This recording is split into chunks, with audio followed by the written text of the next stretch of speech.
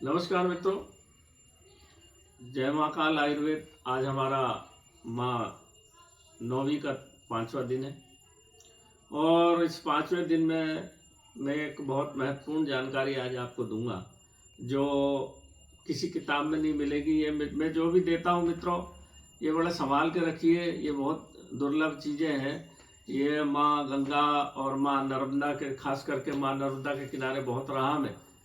तो माँ नर्मदा के किनारे, माँ ताप्ती के किनारे जो बड़े बड़े संत मिलते थे, तो वो गंगा जल, नर्मदा जल थोड़ा बहुत हमको भी रात को दे देते थे, मतलब प्रसाद उनके। रोज़ तो कभी उनके मुंह से कुछ निकल गया, कभी कुछ निकल गया, कभी कोई उनकी जो थैला रहता है उसमें कुछ निकल गया। तो ऐसे देते देते ये इकट्ठा की हुई चीज़ें हैं, ये किसी किताब में नहीं मिलेंगी और बड़े काम की है, जो कि हिंदू सनातन का मूल आधार है।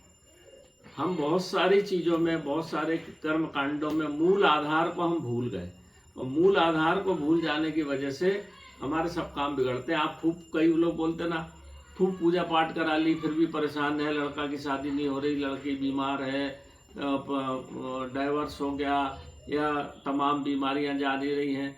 तो ये सब, इनके सबके कुछ कारण हैं। इनके सबके जीवन में जो भी घटता है उसका कुछ ना कुछ कारण होता है। तो मैं आज आपको बता दूं, एक बड़ी महत्वपूर्ण जानकारी दूंगा। एक तो ये 64 योगिनी मंदिर दो ही जगह हैं मध्य प्रदेश में, जबलपुर में और भिंड में। तो जबलपुर किसी जमाने में बड़ा तंत्र मंत्र, आयुर्वेद और ज्योतिष का गढ़ था। ऐसा बोलते हैं कि मध्य प्रदेश जो है का बनारस था जबलपुर। किसी कारणवश अंग्रेजों ने बहुत सारा उसमें तोड़ फोड़ कर दी, क्योंकि बहुत सारा सब पास पास था, तो उसके कारण बहुत सारी चीज़ें चली गई।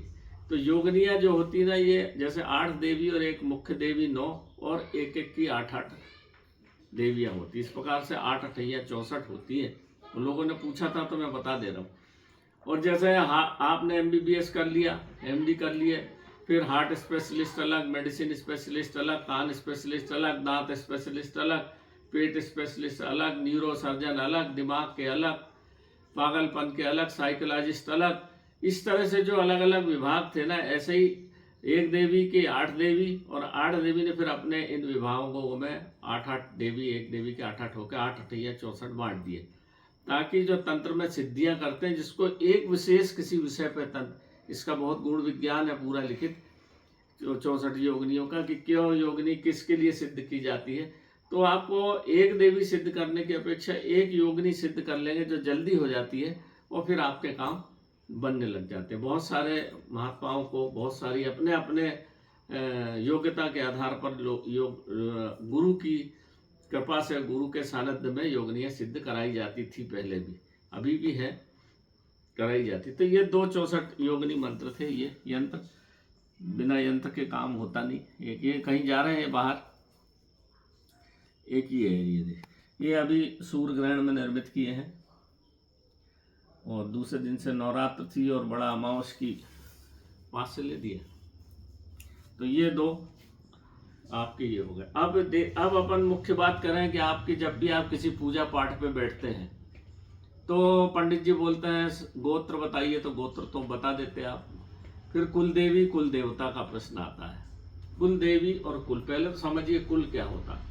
आपकी 7 पीढ़ी के ऊपर जितने भी लोग होते हैं सबसे पुराने, वो आपके कुल कहलाते हैं। और धीरे धीरे धीरे धीरे धीरे धीरे पीढ़ियाँ दर पीढ़ी आगे बढ़ते चली जाती। तो ऐसा मानते हैं, ऐसा कर्मकांड में लेख है, गरुड़ पुराण में लेख है, कि 7 पहले तो आपका भूत ग्रह में डालते हैं पिंड जो दान करते हैं। इसके बाद धीरे धीरे 7 पीढ़ी के ऊपर आपके जो पूर्वज हैं वो देवता बनते चले जाते हैं। और किसी जमाने में वही आपके कुल देवता थे। आपके गांव में मंदिर होगा पूरा, अब सब भूल गए लोग, धीरे धीरे अपना गांव छोड़ छोड़ के हमको अपने नौकरी के काम धामों में जब बाहर हमारे पूर्वज जाना पड़ा। खास करके जो उत्तर के लोग थे वो बहुत सब इधर पूरे सब जगह फैल गए। तो मध्य प्रदेश में गोंडवाना था, इसलिए यहाँ ज़्यादा लोग नहीं आए। तो गोंड लोगों के तो देवता वहीं रहते हैं, मैं जानता हूँ, क्योंकि वो 10-20 किलोमीटर के अंदर अंदर ब्याह शादी करते हैं, वहीं ख़त्म हो जाते हैं उनका जीवन। तो उनके तो पता रहते, पर हमारे कुल देवता हमको नहीं पता रहते। पूरा ब्राह्मणों में तो एक किताब है वंशावली, तो वंशावली में स्टीम प्रेस पूना से छपी थी, उसमें सबके अलग अलग, जैसे शुक्ला, त्रिपाठी, फलाना, मिश्रा, सबका है और सबके कुल है और सबके कुल देवी और कुल देवता है और किस गांव में है ये भी लिखा हुआ है। तो वहाँ तो दिक्कत नहीं होती। पर बाकी जहाँ लोगों में लिखा पढ़ी नहीं है या कोई उसके डॉक्यूमेंट नहीं है लिखित, तो फिर देवी देवता ढूंढते फिरते हैं। जैसे कई बार कई लोगों को मैं जानता हूँ, मेरे से कई लोगों ने बोला कि आप बोलते हैं तांत्रिक इनकी कुल देवता की पूजा कराओ। अब कुल देवता उनको पता ही नहीं है तो कहाँ से पूजा कराएं। तो उसके लिए बहुत पहुँचे हुए संत ने दिया था मुझे कि एक यंत्र बना लीजिए, उसमें कुल देवी और कुल देवता का यंत्र बनता है वो, और वो आपके घर में रहे तो आपको भले कुछ मालूम हो नहीं मालूम, अगर उस यंत्र की पूजा करते रहेंगे तो आपको कुल देवी कुल देवता का आशीर्वाद प्राप्त होता है। क्योंकि कुल देवी कुल देवता भगवान ईश्वर जो सबसे बड़ी पॉजिटिव ऊर्जा है और हमारे बीच में रहते हैं और एक आदान प्रदान सूचना का करते रहते हैं। हम जब प्रार्थना करते हैं तो सीधी परमात्मा को नहीं जाती, उनके ही थ्रू जाती है। तो कुल देवी कुल देवता का बड़ा महत्व है भारतीय संस्कृति में, भारतीय सनातन में। और भी देखो आप पुराने से पुरानी सुमेरियन सभ्यता ले लो, मेसोपोटामिया ले लो, सब में उनके एक देवता थे, वो उनके कुल देवता है, उनकी पूजा करते चले आ रहे थे, आज तक चले आ रहे हैं लोग। तो यहाँ पे देखिए ये बना हुआ है, बनाया है हमने। इस तरफ देवता है उनके सीधे हाथ तरफ और इस तरफ कुलदेवी है, छोटा सा यंत्र है ये।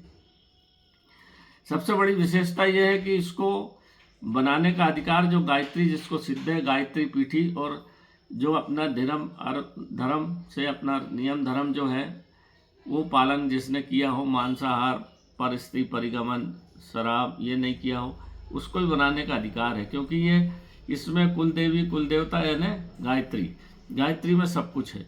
और इसको माँ नर्मदा के किनारे बनाया जाता है क्योंकि नर्मदा में शिव और शक्ति दोनों हैं। उसी के किनारे जमीन पे बैठ के या कोई पुराना मंदिर, हमारा तो एक मंदिर है, वहाँ बैठ के हम बना लेते हैं। तो ये यंत्र सिद्ध हो जाता है। और नीचे लाइनें हैं 6, उसमें अंक लिखे हुए हैं, ये देखिए। तो ये इस यंत्र को अगर अपने घर में पूजा पाठ की जाए तो हमारी कुल देवी हमारे घर में आ जाती है और हमारे को कुल देवी कुल देवता का आशीर्वाद प्राप्त होने लग जाता है। घर की जो भी परेशानियां हैं वो सब धीरे धीरे धीरे धीरे शांत हो जाती है और आपकी प्रार्थना भगवान तक पहुंचने लगती है। तो ये कुल देवी कुल देवता का यंत्र बहुत दुर्लभ यंत्र है मित्रों, कहीं नहीं मिलेगा ये। आप लाख किताब छाल लो, कहीं नहीं मिलेगा ये देख लीजिए। और एक ये हनुमान बीसा यंत्र है, ये भी अभी बनाया था। हनुमान बीसा यंत्र जिनको शनि राहु केतु की महादशा में जो परेशान हो रहे हैं उसके लिए बजरंगबली का ये हनुमान बीसा यंत्र अगर अपने घर में रखते हैं और इसकी पूजा पाठ करते हैं तो बहुत आशातीत लाभ इसका मिलता है। हाँ बिल्कुल ठीक है, ऐसे ही। तो ये छोटी सी बात थी मित्रों। तो नमस्कार मित्रों, मैं पंडित अखिल शुक्ल, मेरे को जो मालूम रहता है वो मैं बता देता हूँ। आप अगर थोड़ा सा भी लाभ लेना चाहें तो इसको ऐसे ही बना लीजिए, खुद ही बना लीजिए, 20% तो लाभ करेगा।